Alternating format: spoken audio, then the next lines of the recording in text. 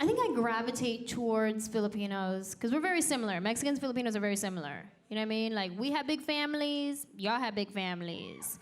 We live at the same house, y'all live at the same house. Very similar. One of my good friends, she's Filipino, right? And one day her grandma was driving, and she probably shouldn't have been, but she was. And you may think you know where I'm going with the joke, but you don't, so just wait for it. So her little Filipino grandma, she's driving, and all of a sudden she hit a dog. I know, it was really sad. But her response to that was, "Ay, sorry dog."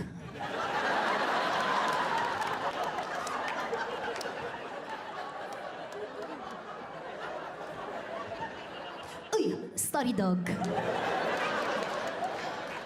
So at least she apologized. And now I just use that in everyday life. Like if I trip over something, I'm like, "Oh, sorry dog."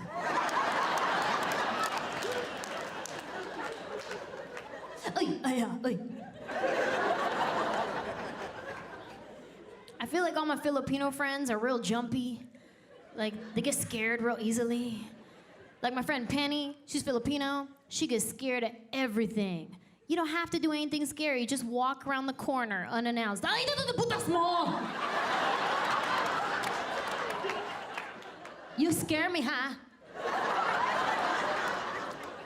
Ay, ay, hey.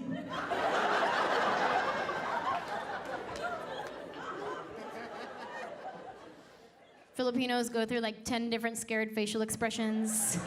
Ay, ay, yeah, yeah, yeah.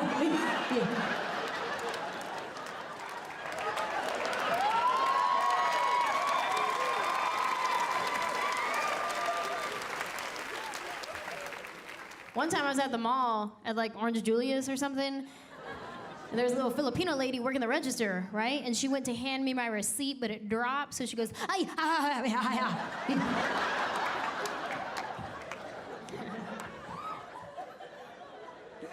Just a receipt, I got it.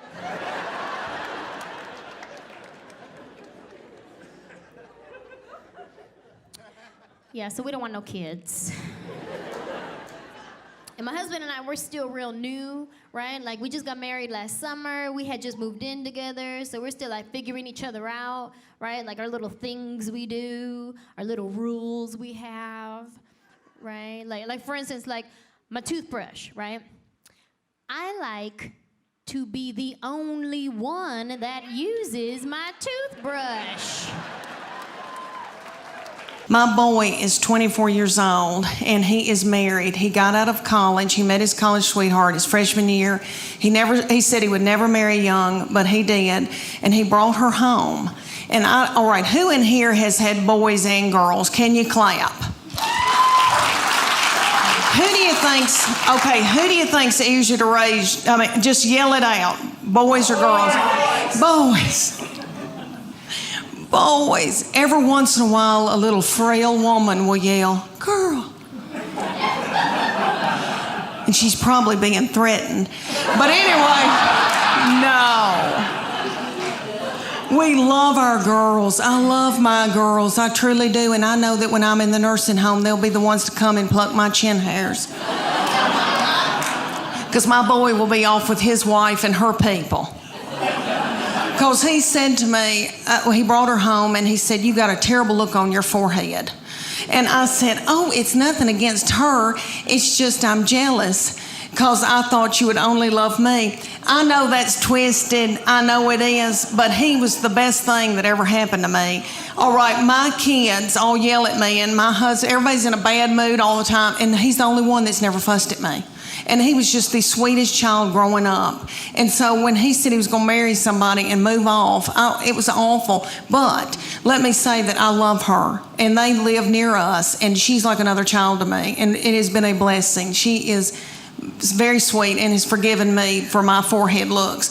But anyway, but he said to me right before they got married, he goes, "Mom, she's going to be my immediate family. You're now my extended family." He said, "Mom, that's biblical." I thought, why did I show him the Bible? Let me tell y'all about him. He's an old soul. Have you ever met anybody that was an old soul? He was born an 80-year-old man. He has had a garden since he was in 6th grade. He plays the mountain dulcimer and the banjo. He woodworks. He makes spoons.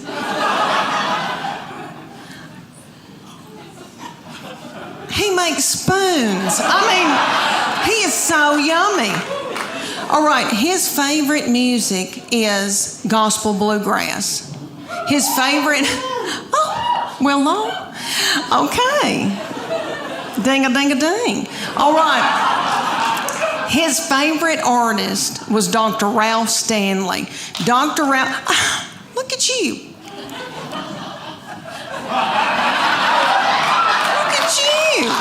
Knowing who Dr. Ralph Stanley is.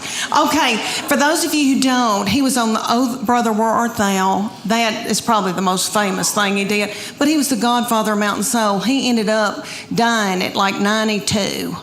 And had a little cowboy hat propped on his head. Yummy. Okay, he would come through Knoxville, and I would take my son to see Dr. Ralph when my son couldn't drive. They propped little Dr. Ralph up on stage because he was so old.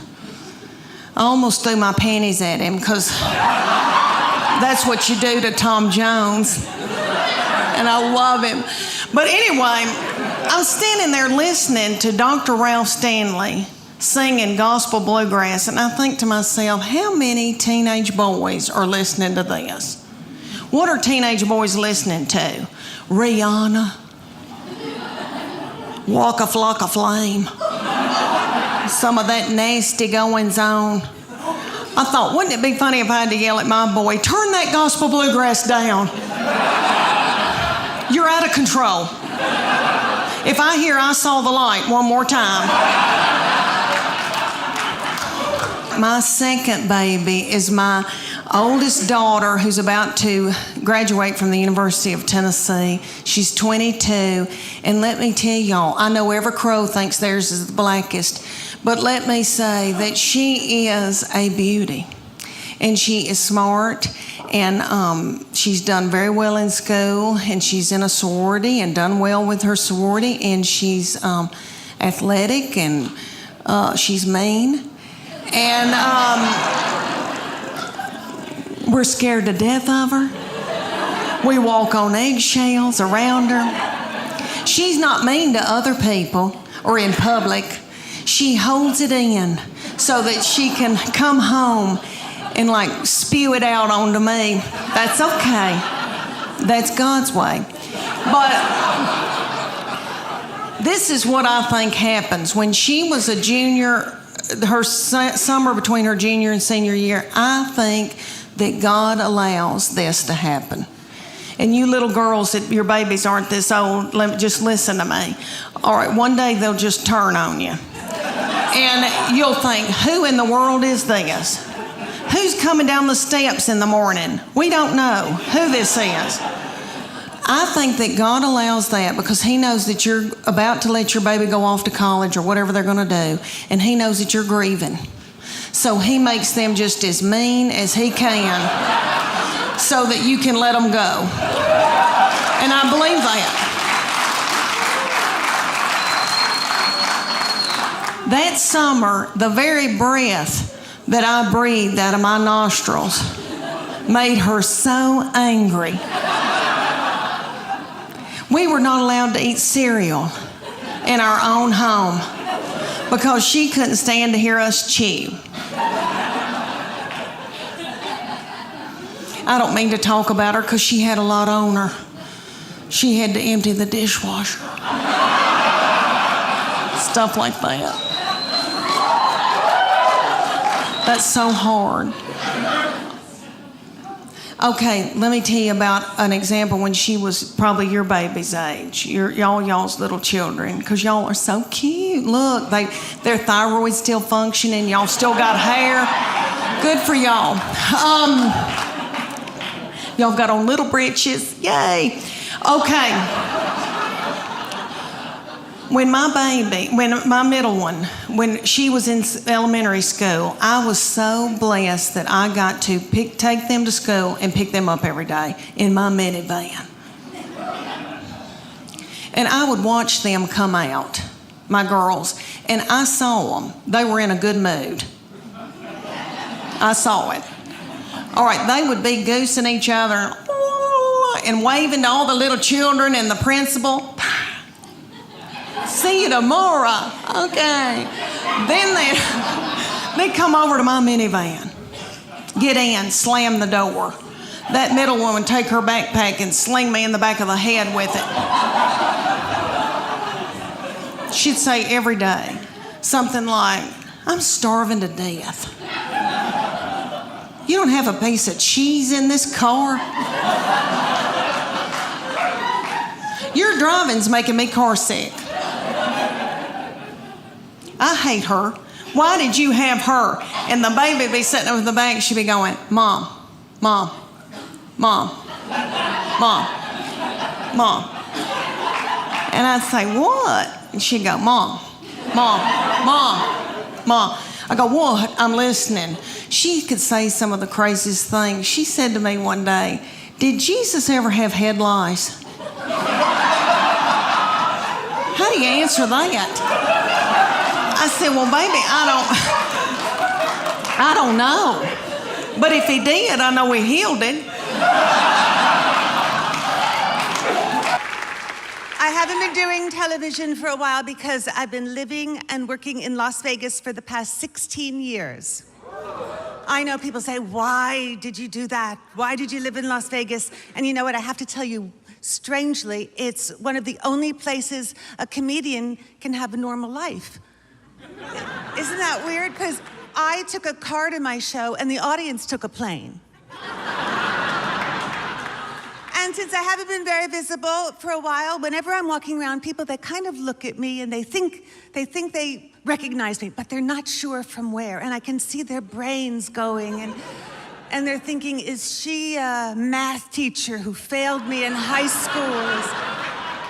Is she a meter maid who gave me a ticket? And finally, this one guy stopped me and said, I know you from television. And I said, oh, you do? And he said, yes, you were a juror on Law and Order.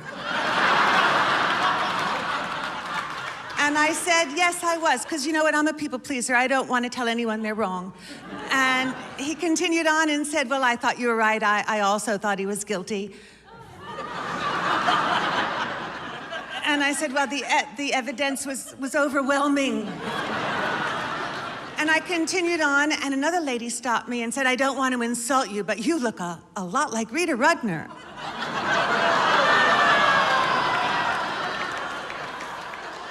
What do you say to that?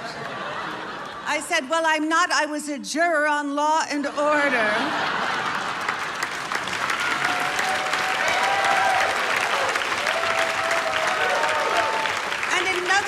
I wanted to stop traveling was I have a daughter, and my husband and I wanted to raise our daughter together. Strange concept. And she's 15 now. Yes, I have to say it's not easy being a teenager. I kind of feel sorry for her. She recently sprained both of her optic nerves by rolling her eyes at me. And she used to listen to me. What happened to that? Now she only takes the advice of her peers. So I give her friend Isabella $10 a week to tell her to stand up straight. And boys are starting to come into the picture. That's going to be such a nightmare. She always had bad taste.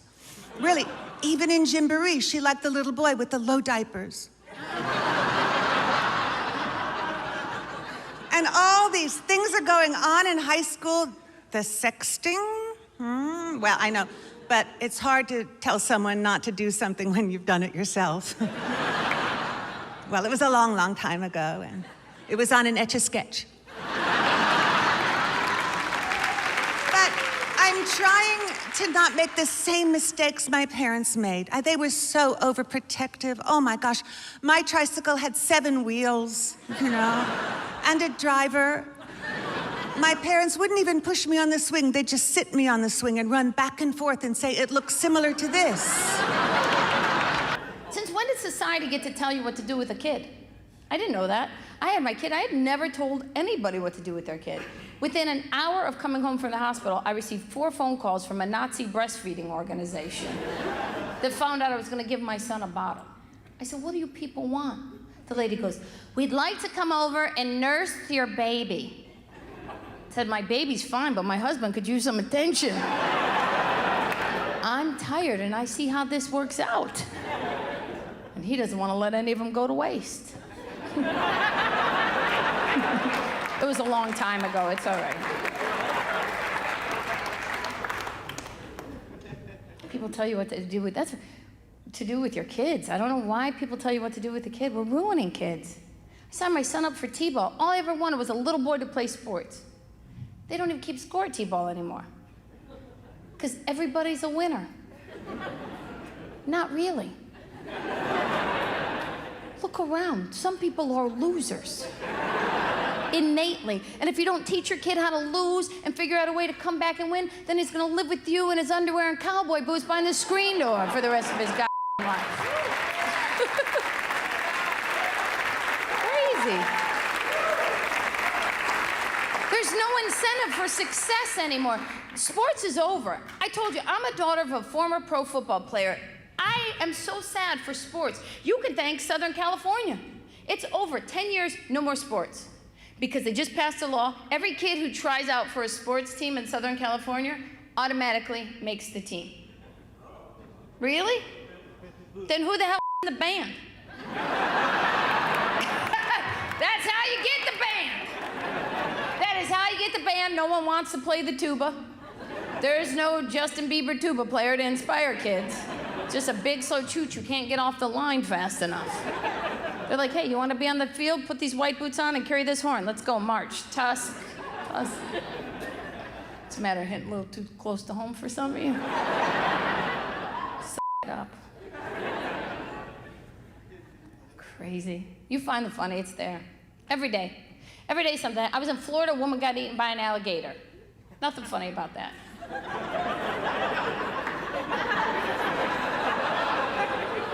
At first.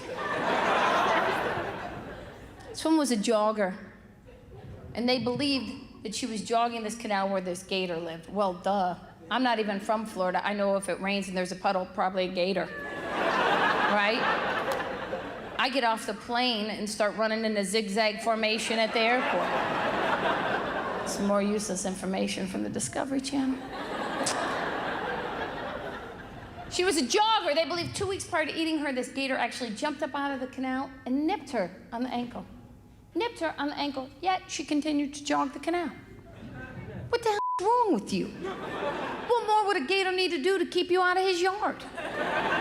And he had to eat her because he was getting shit from his gator boys. Every day she showed up post-nip, they're like, what are you gonna do, gum her like the no-tooth hooker?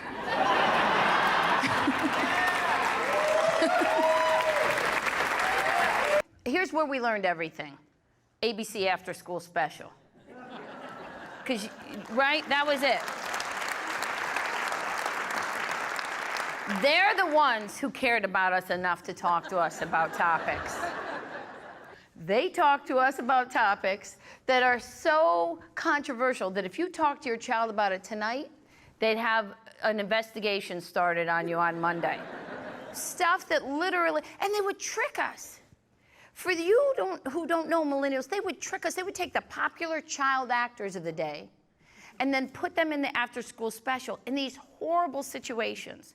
Like Jodie Foster was playing baseball in a Disney film on the weekend, and she was a heroin addict on Wednesday afternoon in the after-school special.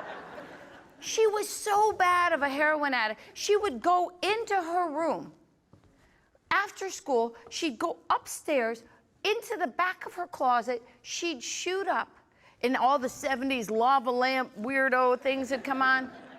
And she'd come out of the closet, which I still find ironic.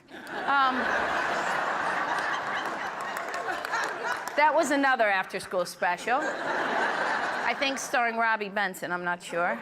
And her parents had moved. Moved! It wasn't just say no, it was your people will go, right? That's why no one of our generation does heroin, because we saw what the hell happened to Jodie Foster. That's why.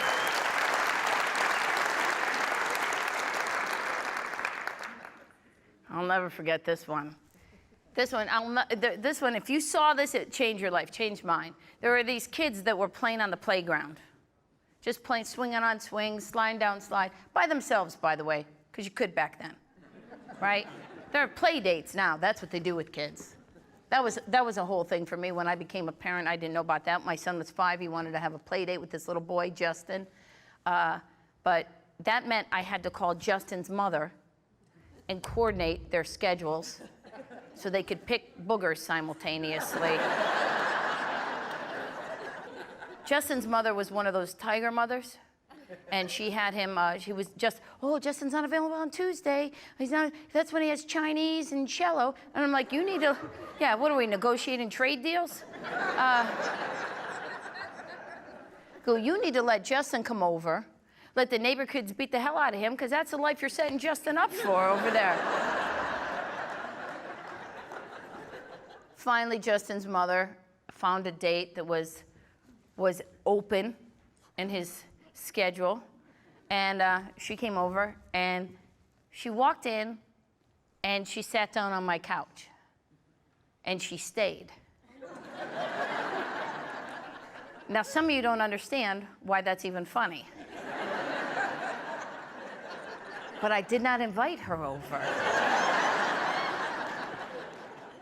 I invited her child over to play with my child because I'm busy. I only have one kid. You're supposed to have 2 so they can play together, plus, in case one's an idiot, you have somewhere else to live when you get old. Okay? It's good to be an older mother. As I watch my friends make mistakes, I don't make them. They take their kids to Disneyland. When they're 2 and 3 years old, the kids don't remember it.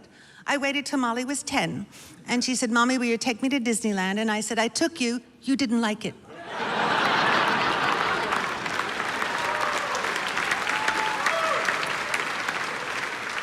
And now they're learning about the world in school. She asked me about terrorists and, oh gosh. I said, all I know about terrorists is they know they're doing something wrong. Otherwise, they wouldn't cover their faces while they were doing it. When men do something they're proud of, they very rarely want to remain incognito. Here's something I've never seen. Touchdown.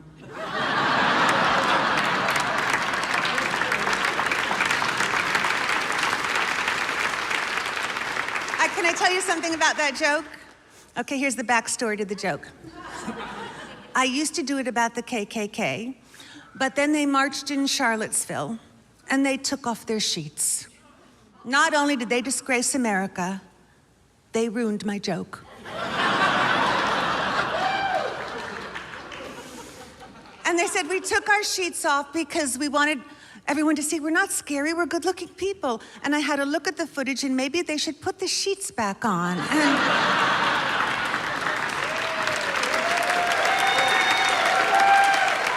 I have to tell you, I'm a little obsessed with the sheets.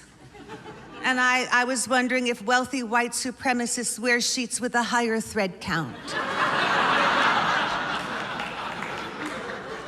Just wondering. Do lazy white supremacists wear the no iron? And in the winter, do they put blankets over their sheets? These are things I need to know. And I don't do a lot of politics in my act, but if we can't stand up against white supremacy and anti-Semitism, who are we? And who am I? However,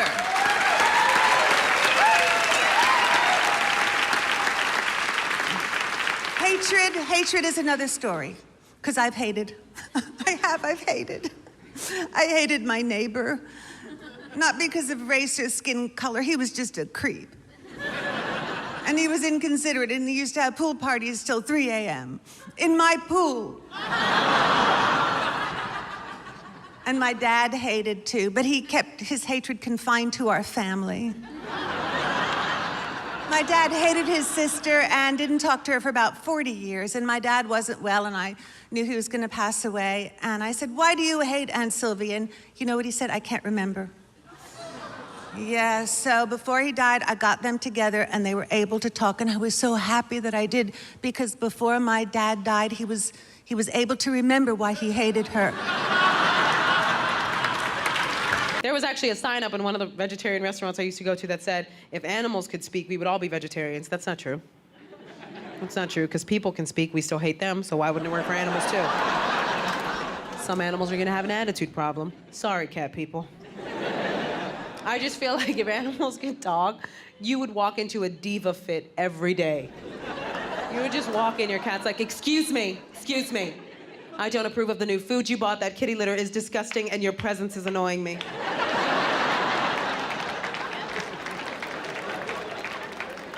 I'm gonna go lick my butt for 20 minutes. I expect you to be gone by the time I return.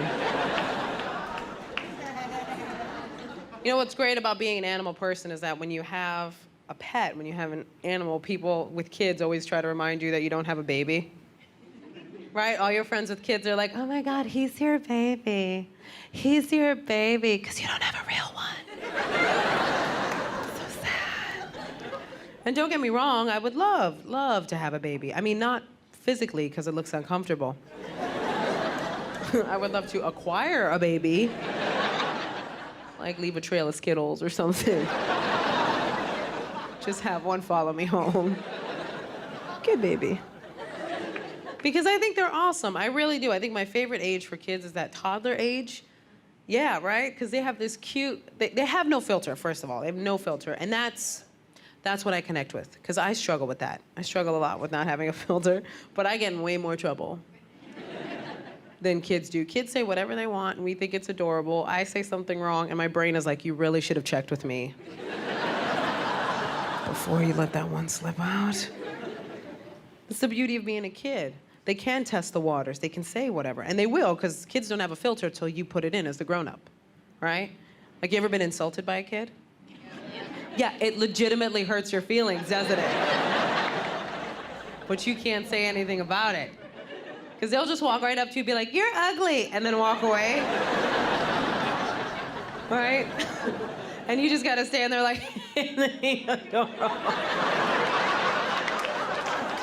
he's so cute. I just wanna hug him around the neck. He's adorable. But when you think about it, you know what I mean? That kid isn't trying to mess with you. Like, if that kid said you're ugly, it's because he genuinely thinks you're ugly.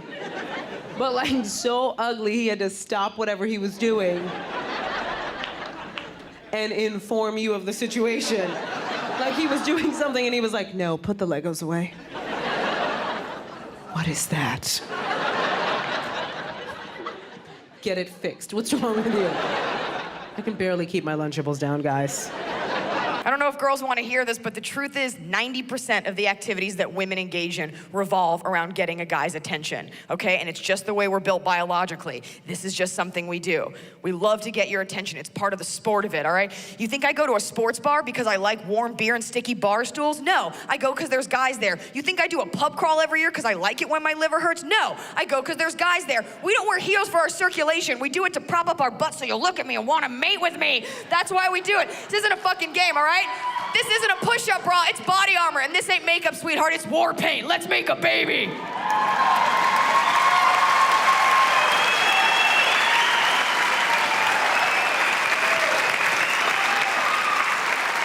Girls know exactly what they're doing. We know exactly what you like, what you don't like. We do our research when we like a guy, and by research, I mean we Facebook stalk you, but we do it.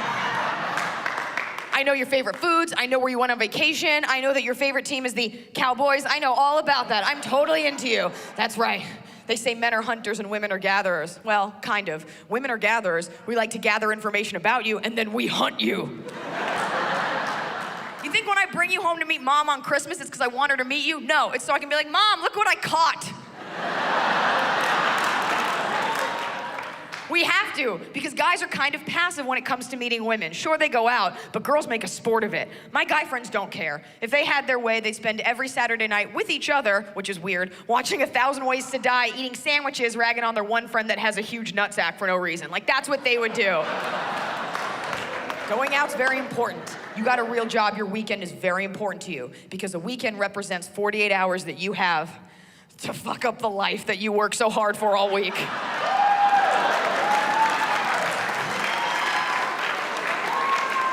That's what your weekend is. If you're a real professional, your weekend starts Thursday at like 5 p.m., right? You go to happy hour trickles into like nighttime, you drink a little bit, because you can go to work a little hungover, right? No one's doing real work on Friday. Nobody's working on a Friday. Nobody's working on a Friday, because it's what? Shabbat. No, because it's Friday and nobody cares. You ever been at work, your boss is never gonna be like, let's get in those reports and start brainstorming. And you're like, okay, I'll be there. Oh, you were serious? Okay, little hand job, I'll be at my desk, that's fine. Girls take going out very seriously, because that's our hunting grounds. Going out, let's do it. Do you want to do like a girls' night? Do you want to do that? Every weekend I get calls from my girlfriends. Do you want to do like just girls? Do you want to do like a fun girls' night? Iliza, I'm talking to you. Iliza, do you want to do that?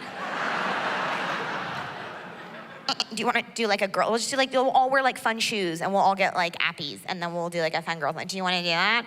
I want to do a girls' night. I made an Evite for the 4 of us. You didn't answer because I'm standing right here. You're such a bitch. Let's do a girls' night. Let's do just girls, no boys. Let's just all wear wedges and no boys. Let's not do boys, just girls, just the girls. I'm like, why? We hate each other. Girls hate each other. She hates you, especially during the day. But when the moon comes up and there's white wine involved, Oh my God, Stacy, you look amazing. I fucking love you. and you notice the drunker you get, the more Spanish you start speaking. Oh my God, mamacita, muy caliente. Woo! Fucking love you, chica. But the more love you give to one girlfriend, the more love you must taketh away from another girlfriend. It's how we keep balance in the girl universe. I love you. Can I just tell you? I love you. I do. But you know who I hate? Becky.